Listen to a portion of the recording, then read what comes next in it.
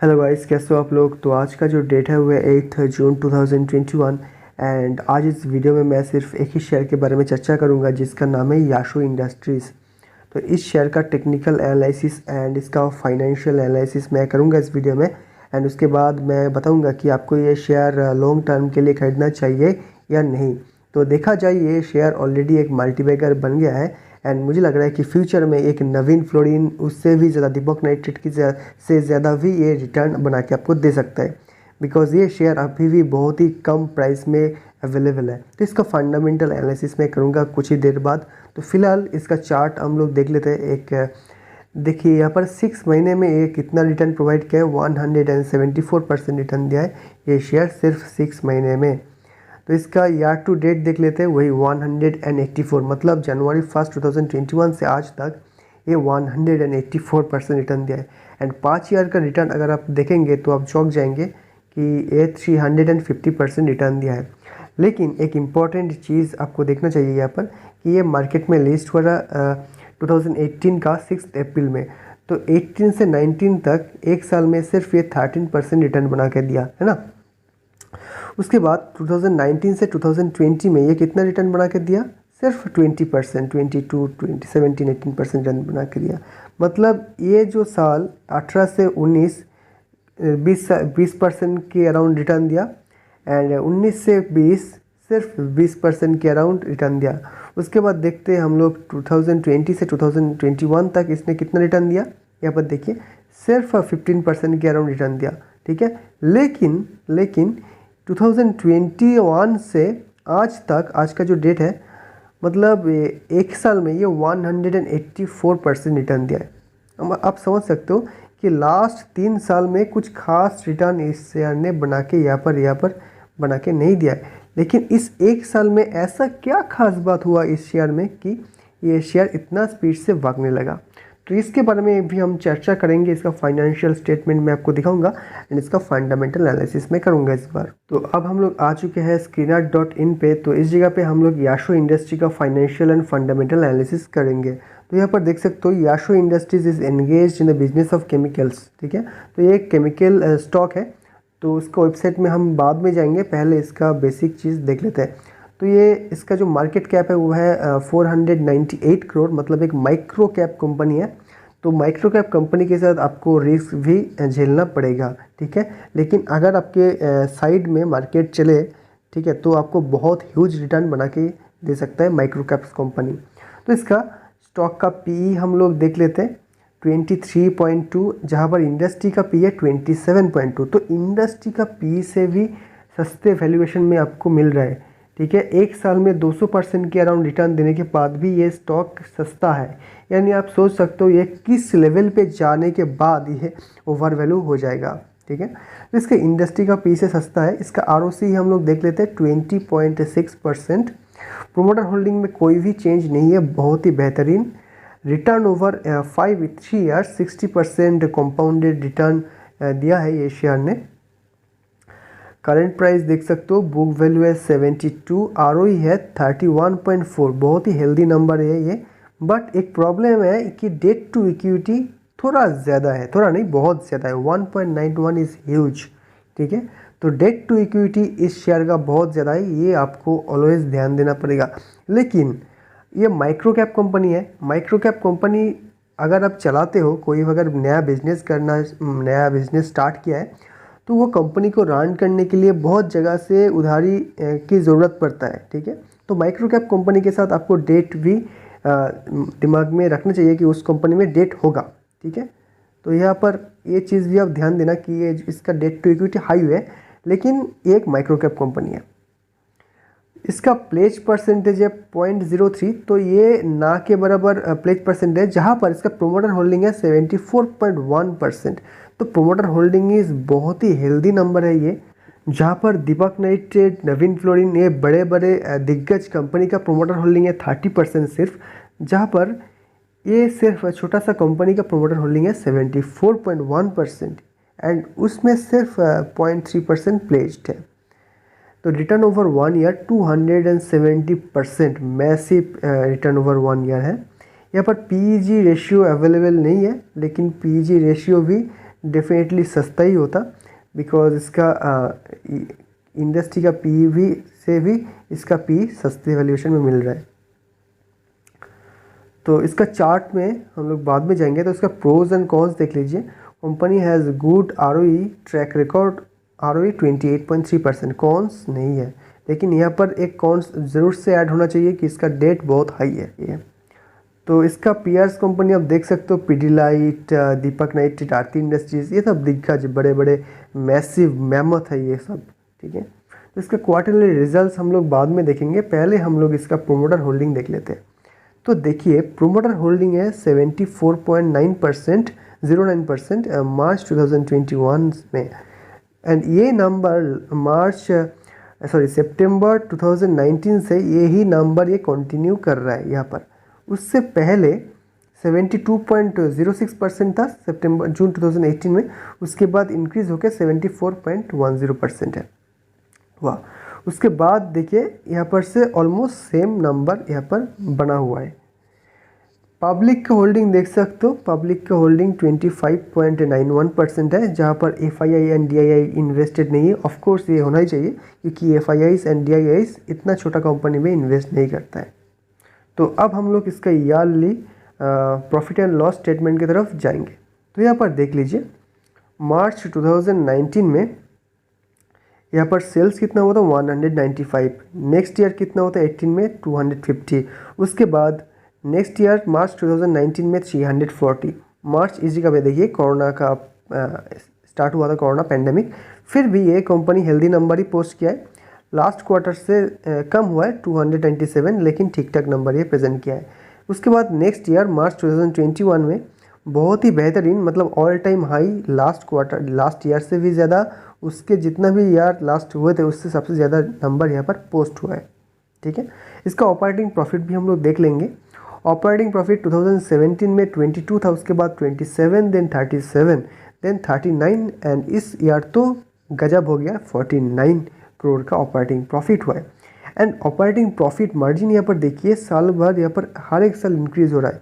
2019 में 11 था, उसके पहले 2018 तक 11% ही था, लेकिन 2020 एंड 2021 में ऑपरेटिंग प्रॉफिट मार्जिन में इंक्रीमेंट हुआ है। तो अब हम लोग इसका प्रॉफिट बिफोर टैक्स देख लेते हैं। तो 2017 में इसका प्रॉफिट बिफोर टैक्स कितना हुआ था 5 करोड़ का। तो उस टाइम एक कंपनी का IPO नहीं आया था, तो मार्केट में ये कंपनी नहीं आया था। 2018 में इस कंपनी का प्रॉफिट बिफोर टैक्स कितना हुआ था 10 हो गया था। 2017 से ये डायरेक्ट 10 हो गया, डबल हो गया, ठीक है। तो मार्केट में अगर इसका IPO लास्ट ईयर मतलब 2017 में आया होता तो 2017 से नेक्स्ट 18 में इसका प्राइस बहुत स्पीड से ऊपर जाता, जैसे कि इस ईयर इस क्वार्टर में कितना स्पीड से ऊपर जा रहा है, ठीक है, मार्केट में इसका प्राइस। तो अगर उस टाइम इसका IPO आया होता तो उसी स्पीड से ऊपर जाता, ठीक है, क्योंकि इसका नेट प्रॉफिट यहाँ पर देख सकते हो, नेट प्रॉफिट में भी जंप हुआ है। तो उसका नेक्स्ट ईयर 2019 में 10 से कितना हुआ 17 हो गया इसका प्रॉफिट बिफोर टैक्स, ठीक है।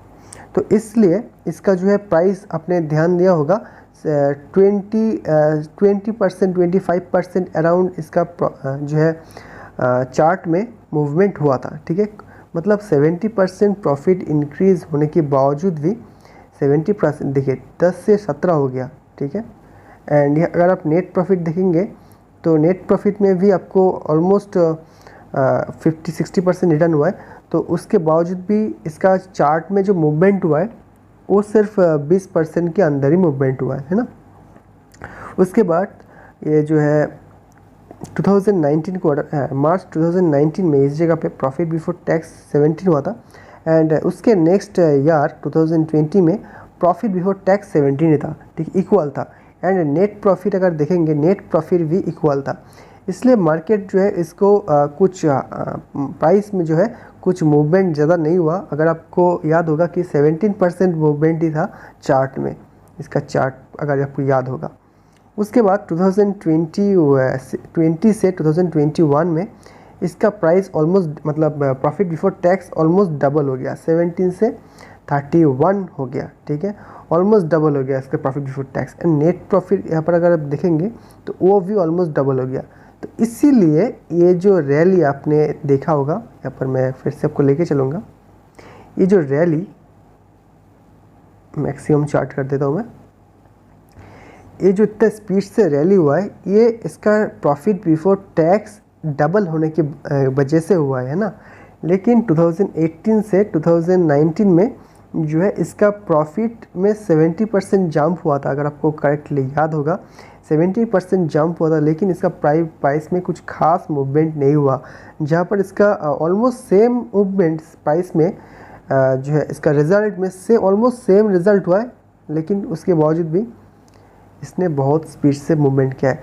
जहाँ पर 2019 से 2020 का जो है चार्ट में पैटर्न है वो सही है, बिकॉज उसका प्राइस जो है उसका जो रिज़ल्ट है वो कुछ खास नहीं था, लास्ट ईयर में जो था एग्जैक्ट सेम रिज़ल्ट था, तो इसीलिए चार्ट में कुछ खास मूवमेंट नहीं हुआ था। तो आपको रीज़न समझ में आ गया होगा, ठीक है। तो ये रहा ये रहा ईयरली चार्ट। लेकिन अभी भी मैं कन्फ्यूज़ हूँ कि ये जो 2018 से 2019 में प्रॉफिट 70% इंक्रीज़ होने के बावजूद भी क्यों चार्ट में कुछ मूवमेंट नहीं हुआ। यहाँ पर देखिए, यहाँ पर कुछ खास मूवमेंट नहीं हुआ था। तो हम लोग इसका क्वार्टरली रिजल्ट भी देख लेते हैं आप। तो यहाँ पर मार्च 2021 का मार्च क्वार्टर में 107 करोड़ का सेल्स हुआ है। लास्ट 2000 दिसंबर क्वार्टर से ज़्यादा सेल्स हुआ है, 92 से 107। उसके लास्ट क्वार्टर से भी ज़्यादा सेल्स हुआ था। मतलब देखिए, हर क्वार्टर में यहाँ पर सेल्स में इम्प्रूवमेंट हो रहा है।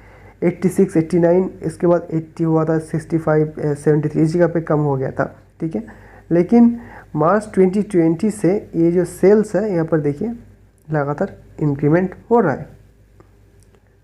एंड यहाँ पर ऑपरेटिंग प्रॉफिट भी पर देखिए यहाँ पर इंक्रीमेंट हो रहा है, 10, 11, 10.42 एंड इस क्वार्टर में तो 16.44 हुआ है। यानी रैली तो अभी आना बाकी है मेरे भाई, ठीक है। मार्च क्वार्टर में रैली आना अभी बाकी है। तो इसका नेट प्रॉफिट भी देख लेते हैं। नेट प्रॉफिट देखिए 36.36 लास्ट क्वार्टर में, एंड इस क्वार्टर में जो है 9 हो गया। तो यहाँ पर देख सकते हो कितना अच्छा प्रॉफिट ग्रोथ इस कंपनी में आपको दिखाई दे रहा है। तो अब हम लोग इसका जो है बैलेंस शीट की तरफ जाएंगे। यहाँ पर देखिए इसका बोरोइंग्स जो है ऑलवेज ज़्यादा ही रहता है। यहाँ पर देखिए इसका 500 करोड़ का कंपनी एंड 151 करोड़ का बोरोइंग्स, सोचिए, ठीक है। तो ये चीज़ आपको ध्यान देना पड़ेगा कि इस छोटा कंपनी में बोरोइंग्स ज़्यादा आपको लगेगा, ठीक है। लेकिन यहाँ पर देखिए जहाँ पर इसका रिजर्व जो है 2017 में ये रिजर्व था 7 एंड बोरोइंग्स था 132। तो मे भी इसके वजह से जो है आपका ये कंपनी में इतना स्पीड से रैली नहीं आया।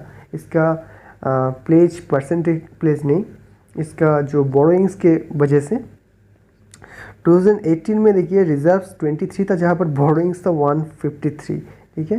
तो देखते हैं मार्च क्वार्टर में रिजर्व्स था 47 एंड बोरोइंग्स कितना था 169। तो इस क्वार्टर में जो है इसका बोरोइंग्स कम हुआ है 169 से 151, एक बहुत अच्छा साइन है एक। एंड इसका रिजर्व भी यहाँ पर अच्छा खासा इंक्रीमेंट हुआ है। तो इस क्वार्टर में थोड़ा अच्छा साइन यहाँ पर दिखाई दे रहा है मेरे को। तो ओवरऑल इसका बोरोइंग्स तो है, इसका जो है कुछ डेट टू इक्विटी कुछ ज़्यादा ही है एंड प्लेज भी छोटा है। तो अब मैंने ओपन कर दिया है याशो इंडस्ट्रीज़ का chart. And by the way ये 1 डे टाइम फ्रेम का चार्ट है, यानी एक एक कैंडल जो है एक एक दिन का सेंटीमेंट यहाँ पर दिखाता है। तो यहाँ पर देख सकते हो 2021 से ये कितना स्पीड से रन अप हुआ है, एक ही स्ट्रेट लाइन में ही गया है, लेकिन कुछ ज़्यादा करेक्शन नहीं हुआ है। इस जगह पे अगर आप ध्यान देंगे तो इस कंपनी में जब भी इसका थोड़ा करेक्शन आता है, कंसोलिडेशन रेंज चलता है 1-2 महीने से, उसके बाद ये जो येलो कलर का जो लाइन है ये वाला, ये है 50 डे मूविंग एवरेज। तो इसके आसपास जाने के बाद फिर से ये छलांग लगाता है, ठीक है। तो आप एक चीज़ नोटिस करना, तो ये जब भी आपको करेक्शन में मिले तो आपको इस शेयर में इन्वेस्ट ज़रूर से करना चाहिए। एंड बाय द वे मैं कोई फाइनेंशियल एडवाइज़र नहीं हूँ एंड सेबी रजिस्टर्ड तो बिल्कुल भी नहीं हूँ। तो ये जस्ट मेरा ऑब्जर्वेशन मैं आपके साथ शेयर करता हूँ एंड मेरा थॉट्स शेयर करता हूँ। आप किसी भी कंपनी में इन्वेस्ट करो ना करो, ये मेरे बात सुन के बिल्कुल भी मत करना। आप अपना फाइनेंशियल एडवाइज़र के बात ज़रूर से सुनना, ठीक है। एंड अगर मेरे जो है एनालिसिस आपको पसंद आता है तो उसके बाद खुद एनालिसिस करो फिर बाई करो, ठीक है। क्योंकि अगर आप बाई करने के बाद अगर प्राइस ऊपर जाता है तो आप बहुत खुश होंगे, लेकिन अगर प्राइस डाउन जाएगा तो आप बहुत दुखी भी हो सकते हो, ठीक है। तो ये चीज़ आपको ध्यान देना पड़ेगा। तो यहाँ पर देखिए मार्केट में जब लिस्ट हुआ इसमें कोई भी लिक्विडिटी नहीं था। यहाँ पर आप कैंडल का हालत देख के समझ रहे हो, यहाँ पर कुछ लिक्विडिटी नहीं था, इसलिए ऐसे चार्ट दिखाई दे रहा है आपको। यहाँ पर देखिए 2021 से सॉरी 2000 इस साल से इस जगह से ये मार्केट में अच्छे खासा रन अप हुआ है। तो ये और यूजुअली ये सर्किट में जैसा चलता है, सर्किट तो नहीं बोलूँगा, ये लो लिक्विडिटी की वजह से इतना ऐसे चलता है। तो वीकली टाइम फ्रेम अगर देख लेंगे कि 2021 से इस जगह से कितना स्पीड से ये रन अप हुआ है, ठीक है। तो फिलहाल कुछ दिन में ये मतलब फ़िलहाल लास्ट कुछ वीक्स में 2 वीक्स में ये जो है एक गिरावट यहाँ पर नज़र आ रहा है। यहाँ पर आप क्लियर कट देख सकते हो। तो मे भी इस जगह से रैली ऊपर की तरफ और भी स्पीड से ऊपर जा सकता है, आई डोंट नो, ठीक है। लेकिन अगर आप इस कंपनी में इन्वेस्ट करो तो बहुत छोटा अमाउंट में इन्वेस्ट करना, ठीक है। आपका पोर्टफोलियो का मैक्सिमम 3-4% इन्वेस्ट करो एंड इसको इन्वेस्ट करके भूल जाओ, ठीक है। आप 10 साल बाद आके ये कंपनी देखो, ठीक है। अगर ये कंपनी मल्टीपैकर बना तो बहुत खुश हो जाओगे, ठीक है। अगर आप मल्टीपैकर नहीं बनता है तो कितना लॉस होगा, बहुत बड़ा आपका मैक्सिमम 3-4% ही आपका पोर्टफोलियो का लॉस होगा, है ना। लेकिन इतना रिस्क तो लेना ही है भाई, अदरवाइज़ आप ITC में ही जाओ, ठीक है। वहाँ पर रिस्क भी नहीं है, रिटर्न भी नहीं है। और यहाँ पर आपको रिस्क तो बहुत ह्यूज है लेकिन रिटर्न भी बहुत ह्यूज है, ये चीज़ आपको ध्यान देना पड़ेगा। तो जो भी हो, एंड बाय द वे ये कंपनी में मैं अभी भी इन्वेस्ट नहीं किया हूँ, मैं नेक्स्ट महीने सोचूंगा। फ़िलहाल मेरे पास पैसा नहीं है, तो फिर नेक्स्ट महीने में अगर इस जगह पे कुछ बाइंग सिचुएशन बनता है तो फिर से मैं वीडियो बनाऊंगा एंड शायद मैं ले भी ले सकता हूँ, ठीक है। फ़िलहाल तो मैं वेट एंड वॉच करूँगा एंड या दैट्स इट। देखते हैं ये कंपनी कहाँ जाता है फ्यूचर में, ये 1000 क्रॉस मतलब 4-5 हज़ार क्रॉस करता है कि नहीं। होपफुली कर देगा नेक्स्ट 2-3 साल में, ठीक है। तो देखते हैं। तो thank you for watching guys, and अगर आप इस चैनल में नए हो तो सब्सक्राइब कर सकते हो, एंड अगर आपको ये वीडियो पसंद है तो वीडियो को लाइक भी कर सकते हो। So thank you for watching, have a great day.